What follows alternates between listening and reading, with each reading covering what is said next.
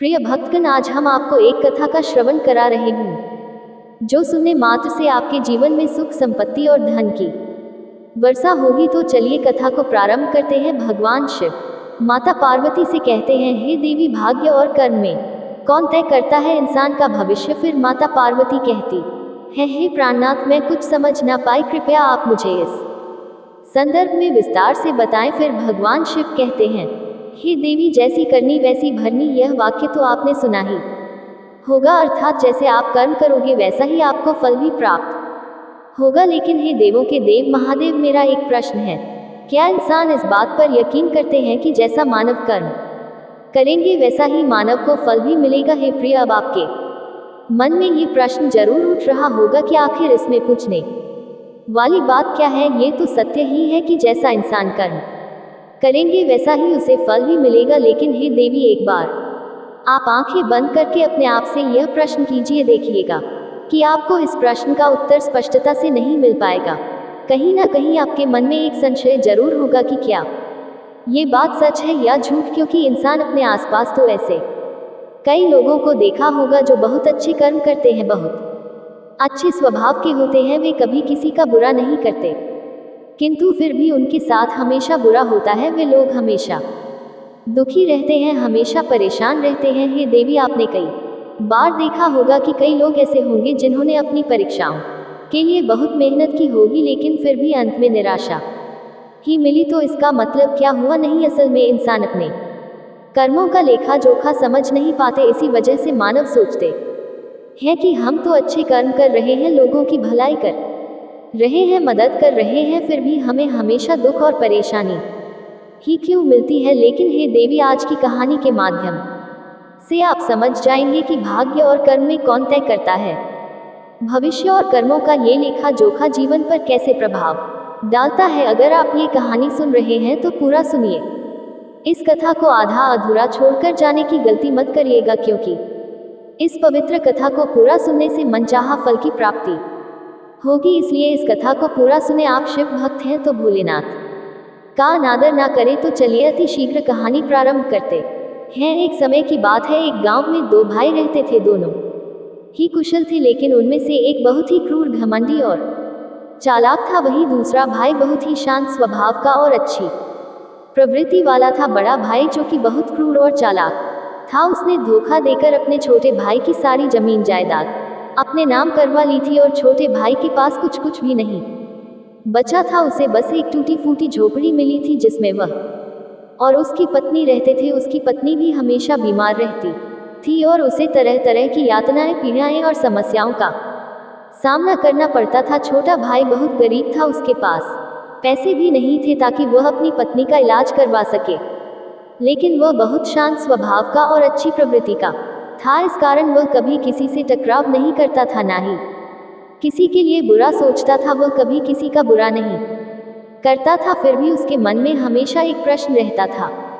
वह हमेशा अपने आप से कहता था, हे ईश्वर, मैंने कभी किसी के साथ बुरा नहीं किया, कभी किसी का बुरा नहीं सोचा, फिर आखिर मेरे साथ इतना बुरा क्यों होता है। मेरी पत्नी हमेशा बीमार रहती है, मेरे बच्चों को 2 वक्त का खाना तक नसीब नहीं होता, और मैं चाहकर भी अपने परिवार को एक अच्छा जीवन नहीं दे पा रहा। आखिर ऐसा क्यों? वहीं दूसरी तरफ मेरा भाई है जो बहुत धूर्त, चालाक और घमंडी है। उसे देखो, वह अपना जीवन कितने ऐशो आराम के साथ जी रहा है। उसके पास ढेर सारा धन है, रहने के लिए अच्छा मकान और खाने के लिए अच्छे अच्छे पकवान है। वह तो अपना जीवन मजे में जी रहा है, और मैं यहाँ पर घुट घुट कर मर रहा हूँ। उसे कोई परेशानी नहीं, और मेरी परेशानियां खत्म होने का नाम ही नहीं लेती है।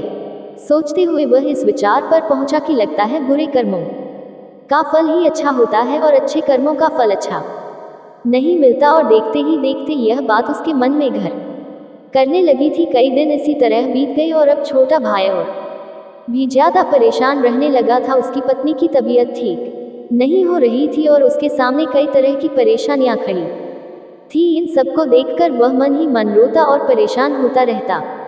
एक दिन की बात है, वह किसी काम से दूसरे गांव जा रहा था।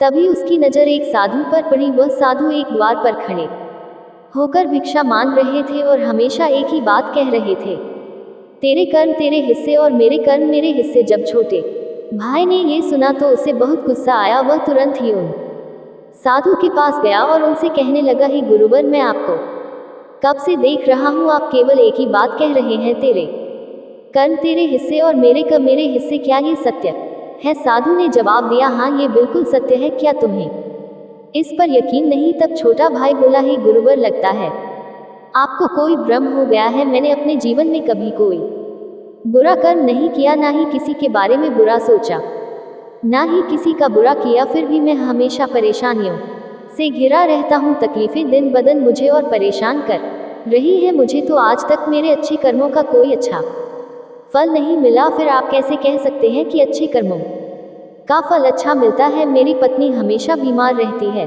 और मेरे घर में खाने तक के लिए पैसे नहीं हैं, यहाँ तक कि मेरे बच्चे भी भूखे रह जाते हैं, और फिर भी आप कहते हैं कि अच्छे कर्मों का फल अच्छा मिलता है। तभी वह साधु बड़े ही शांत स्वभाव से उस व्यक्ति से कहते हैं, लगता है परिस्थितियों ने तुम पर बहुत गहरा प्रभाव डाला है।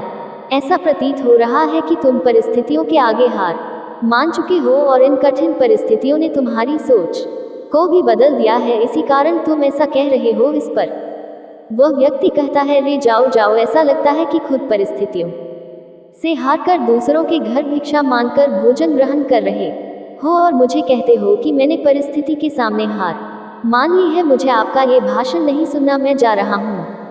तभी उसे रोकते हुए वो साधु उस व्यक्ति से कहते हैं, ठीक है तुम चले जाओ, लेकिन उससे पहले मेरा एक काम कर दो। वह व्यक्ति कहता है, अरे मैं कोई काम नहीं करने वाला, मैं तो जा रहा हूँ। तभी वह साधु कहते हैं, बेटा मैं जानता हूँ तुम्हारे मन में क्या प्रश्न है। तुम इस बात से परेशान हो कि तुमने अच्छे कर्म किए और फिर भी तुम्हें अच्छे फल नहीं मिल रहे। लेकिन क्या तुम इस सवाल का जवाब नहीं जानना चाहते? क्या तुम यह नहीं जानना चाहते कि तुम्हारे साथ ऐसा क्यों हो रहा है? ये सुनकर वह छोटा भाई कुछ देर के लिए मौन हो गया और थोड़ी सोच विचार के बाद बोला, अच्छा ठीक है, बताएं मुझे क्या करना होगा। तभी वह साधु उस व्यक्ति से कहते हैं, मेरा बस एक छोटा सा काम कर दो।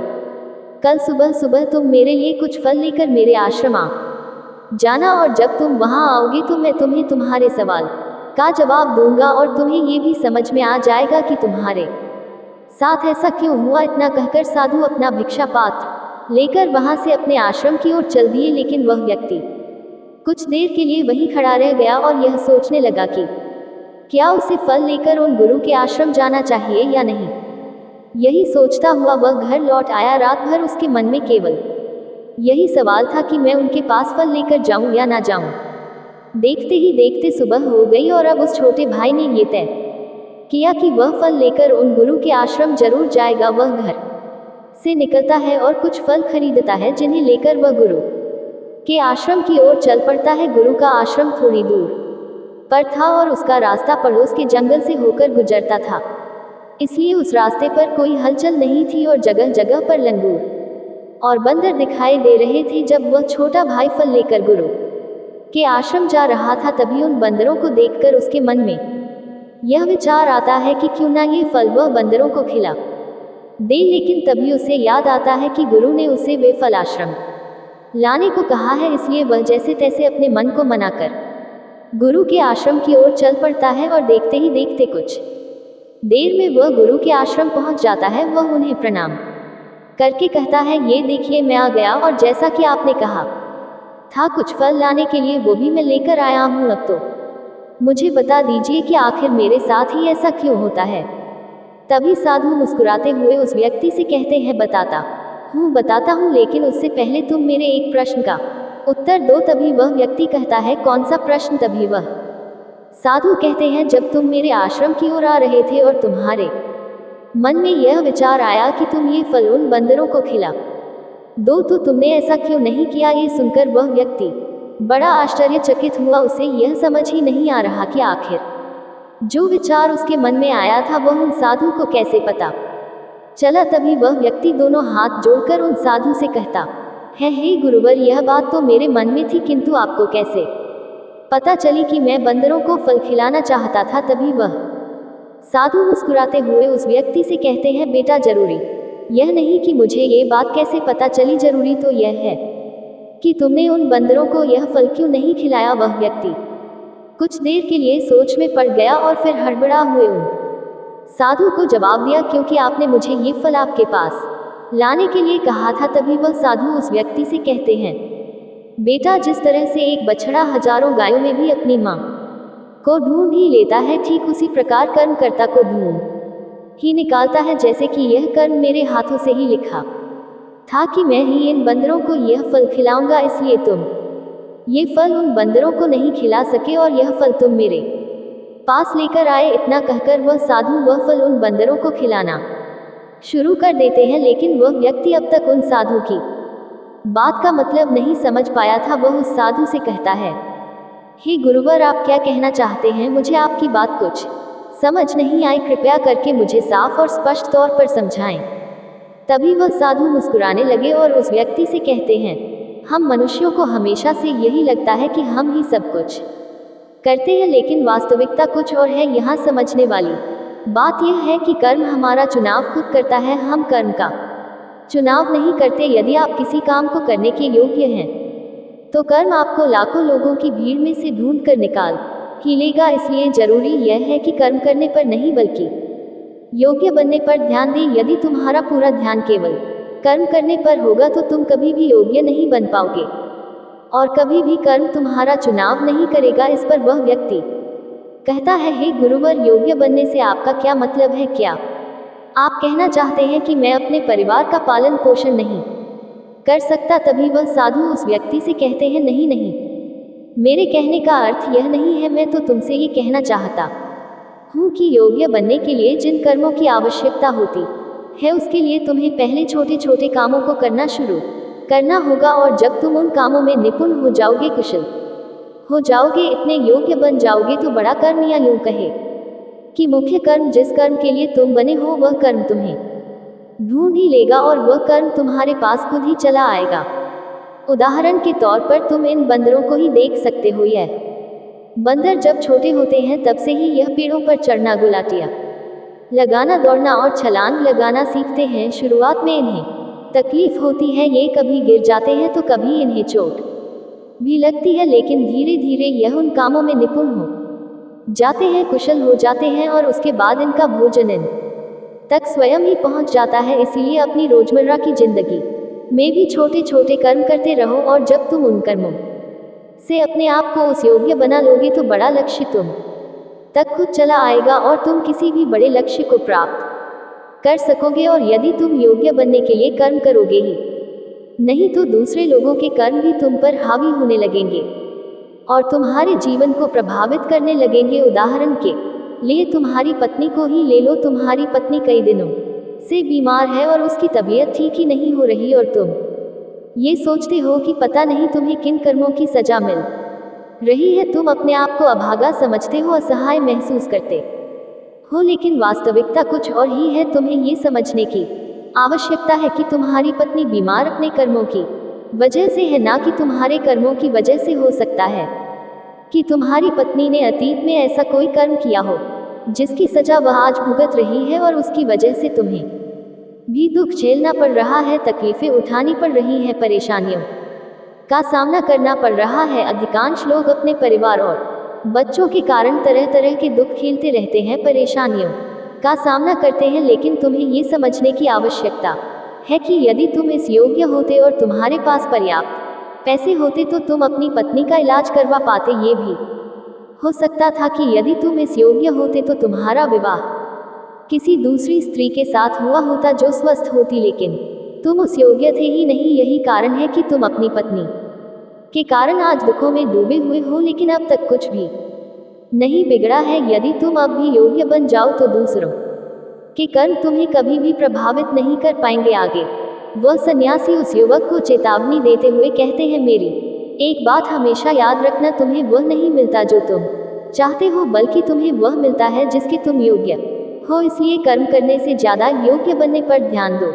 अपनी योग्यता बढ़ाओ, केवल कर्म का फल पाने के लिए कर्म मत करो और फिर तुम कभी भी इन परेशानियों से बाहर नहीं निकल पाओगे। तभी वह व्यक्ति उन साधु के सामने दोनों हाथ जोड़कर कहता है, हे गुरुवर, आप हमेशा योग्य बनने की बातें कर रहे हैं, किंतु आप यह नहीं बता रहे हैं कि मैं अपनी योग्यता को किस तरह से बढ़ाओ। तभी वह साधु उस व्यक्ति से कहते हैं, ये तो बहुत ही सरल है, फिर भी लोगों के लिए ये बहुत कठिन हो जाता है। सबसे पहला उपाय यह है कि जो भी कर्म तुम कर रहे हो उसे करके भूल जाओ, अर्थात योग्य बनने के लिए जो भी कर्म तुम कर रहे हो उसे याद ना रखो, उसे भूल जाओ। यह मत सोचो कि जो तुमने कर्म किया है उसका फल तुम्हें कब और क्या मिलेगा। इसीलिए तो कहा जाता है कि कर्म करो, फल की चिंता मत करो। यदि तुम्हारा मन हमेशा फल की चिंता में ही लगा रहेगा तो इसका अर्थ ये हुआ कि तुमने वास्तविक तौर पर कोई कर्म किया ही नहीं। और हम में से अधिकांश लोग यही गलती करते हैं। उन्हें लगता है कि वे एक अच्छा कर्म कर रहे हैं जिसका फल भी उन्हें अच्छा ही मिलेगा। उनका सारा ध्यान केवल फल पर होता है और यही कारण है कि वे अधिकांश समय दुखी होते हैं, क्योंकि जब उन्हें फल नहीं मिल पाता, या फिर यूँ कहे कि जब उन्हें अपने मनवांछित फल नहीं मिल पाता तो उनके मन को ठेस पहुंचती है और वे लोग दुखी रहने लगते हैं, परेशान रहने लगते हैं और हमेशा यही सोचते हैं कि मैंने तो अच्छे कर्म किए थे, फिर भी मुझे अच्छे फल क्यों नहीं मिल रहे। और उनका यह सोचना उन्हें अपने लक्ष्य से भटका देता है। हाँ, आप यह जरूर कर सकते हैं, अपना काम करने के बाद उसका मूल्यांकन जरूर करें, लेकिन परिणाम की चिंता ना करें। तभी वह व्यक्ति उन साधु से कहता है, हे गुरुवर, आप कह रहे हैं परिणाम की चिंता मत करो, लेकिन जो काम किए हैं उसका मूल्यांकन जरूर करो।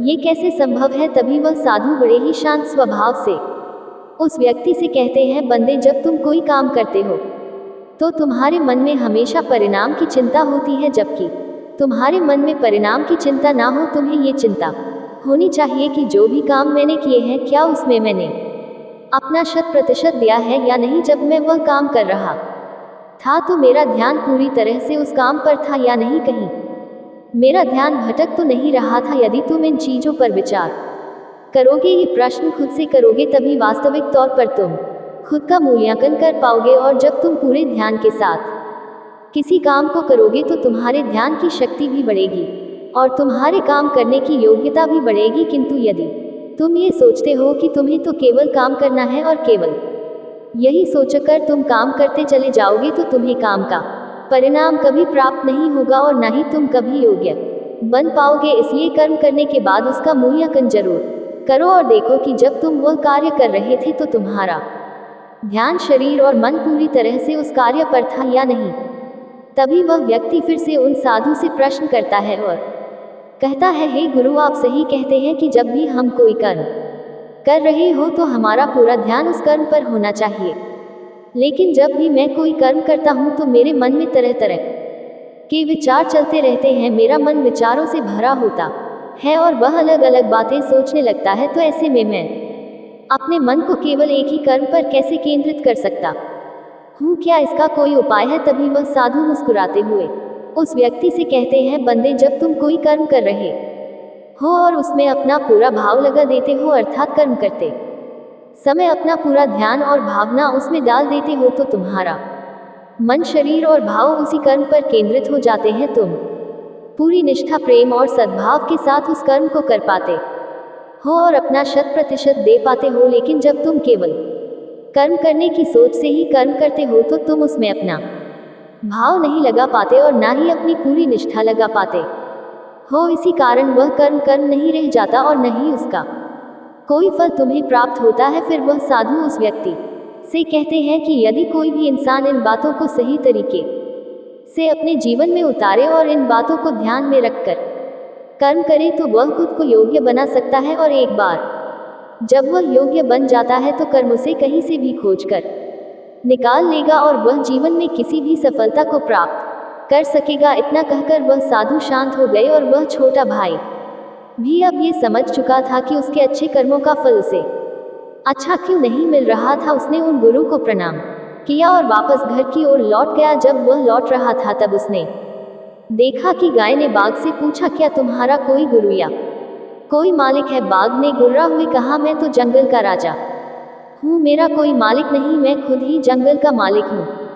गाय डर से इधर उधर भागने लगी जबकि बाघ उसके पीछे दौड़ रहा था। दौड़ते हुए वे एक तालाब की ओर आए जहाँ दोनों को एक तकलीफ की दस्तक मिली। तालाब गहरा नहीं था, पानी कम था और कीचड़ से भरा हुआ था। गाय ने भी तालाब में घुस जाने का निर्णय किया और बाघ भी उसका का पीछा करते हुए तालाब में पहुंचा। तब उन्होंने देखा कि तालाब बहुत गहरा नहीं था और उसमें पानी कम था। दोनों के बीच की दूरी कम हो गई थी, लेकिन अब वे कुछ भी नहीं कर पा रहे थे। गाय को कीचड़ में धीरे धीरे डूबते देख बाघ भी उसके पीछे की ओर धावा बोला। दोनों की हालत बिल्कुल समान थी और वे कीचड़ में ढह रहे थे। गाय ने बाघ से पूछा, क्या तुम्हारा कोई गुरु या कोई मालिक है? बाघ ने गुर्रा हुए कहा, मैं तो जंगल का राजा हूँ, मेरा कोई मालिक नहीं, मैं खुद ही जंगल का मालिक हूँ। गाय ने हंसते हुए कहा, लेकिन तुम्हारी उस शक्ति का यहाँ पर क्या उपयोग है? बाघ ने कहा, तुम भी तो फंस गई हो और मरने के करीब हो, तुम्हारी भी तो हालत मेरे ही जैसी है। गाय मुस्कुराए और कहा, बिल्कुल नहीं, मेरा मालिक जब शाम को घर आएगा और मुझे वहां नहीं पाएगा तो वह ढूंढते हुए यहाँ जरूर आएगा और मुझे इस कीचड़ से निकालकर अपने घर ले जाएगा। थोड़ी देर में सच ही हुआ, एक आदमी वहां पर आया और गाय को कीचड़ से निकालकर अपने घर ले गया। जाते समय गाय और उसका मालिक दोनों एक दूसरे की ओर कृतज्ञता से देख रहे थे। वे चाहते हुए भी उस बाघ को कीचड़ से नहीं निकाल सकते थे, क्योंकि उन्हें अपनी जान का खतरा था। दोस्तों, किसी पर निर्भर नहीं होना अच्छी बात है, लेकिन मैं ही सब हूँ, मुझे किसी के सहयोग की कोई आवश्यकता नहीं है। यही अहंकार है और यहीं से विनाश का बीजारोपण हो जाता है। ईश्वर से बड़ा इस दुनिया में सच्चा हितैषी कोई नहीं होता, क्योंकि वही अनेक रूपों में हमारी रक्षा करता है। दोस्तों, हमारी ये कहानी एक शिक्षाप्रद उपदेश देती है। गाय समर्पित हृदय का प्रतीक है, जबकि बाघ अहंकारी मन का प्रतीक है और मालिक ईश्वर का प्रतीक है। कीचड़ ये संसार है और यह संघर्ष अस्तित्व की लड़ाई है। इससे हमें ये सीखने को मिलता है कि हमें अपने आत्मसमर्पण से ही असली उत्तरदाता बनने का समर्थ है। इतना कहकर भगवान शिव इस कहानी को समाप्त करते हैं। इस वीडियो को बोलते समय कोई त्रुटि हो तो मैं क्षमा चाहती हूँ। उम्मीद है आप सभी को यह वीडियो अच्छी लगी होगी। अगर आप शिव के सच्चे भक्त हैं तो चैनल को सब्सक्राइब और वीडियो को लाइक करके कमेंट में हर हर महादेव लिख दीजिए।